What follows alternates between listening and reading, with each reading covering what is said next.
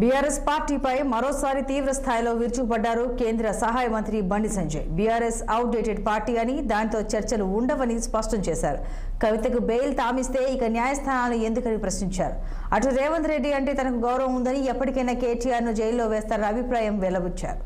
తనలా రేవంత్ రెడ్డి పోరాడతారని, అయితే కేటీఆర్ని జైల్లో వేయకపోతే యుద్ధం చేస్తామన్నారు.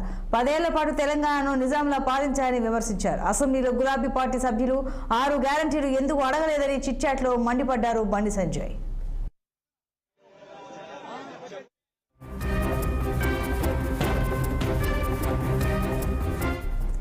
అలాగే బీఆర్ఎస్ కాంగ్రెస్ పాలనకు ఏమీ తేడా లేదన్న బండి సంజయ్, నిజాయితీగా పనిచేసే ఐఏఎస్ అధికారులకి కాంగ్రెస్ ప్రభుత్వంలో చోటు లేదన్నారు.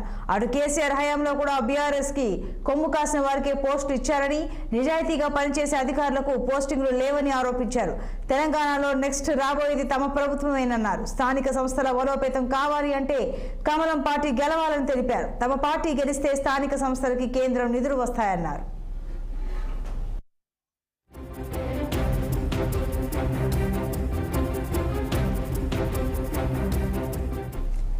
మరోవైపు గులాబీ పార్టీ నేతల విదేశీ పర్యటనపై బండి సంజయ్ ఆసక్తికర వ్యాఖ్యలు చేశారు. గతంలో ఫారిన్ పర్యటనకు కేటీఆర్ సూటు బూటు వేసుకుని పోయాడని, ఎన్ని ఉద్యోగాలు తెచ్చాడని ప్రశ్నించారు. తమ్ముడు కోసమే సీఎం రేవంత్ రెడ్డి యుఎస్ వెళ్లాడని బీఆర్ఎస్ అనడం సబబు కాదన్నారు. కాంగ్రెస్ పార్టీ 5 ఏళ్లు అధికారంలో ఉండాలని తాము కోరుకుంటున్నట్లు కీలక వ్యాఖ్యలు చేశారు. అయితే హస్తం పార్టీ నేతలు అధికారంలో ఉంటారా లేదా అన్నది వాళ్ళు తేల్చుకోవాలన్న సంజయ్, అసదుద్దీన్ ఓవైసీ ఎన్ని వక్ఫ్ బోర్డు భూములను కాపాడారని ప్రశ్నించారు.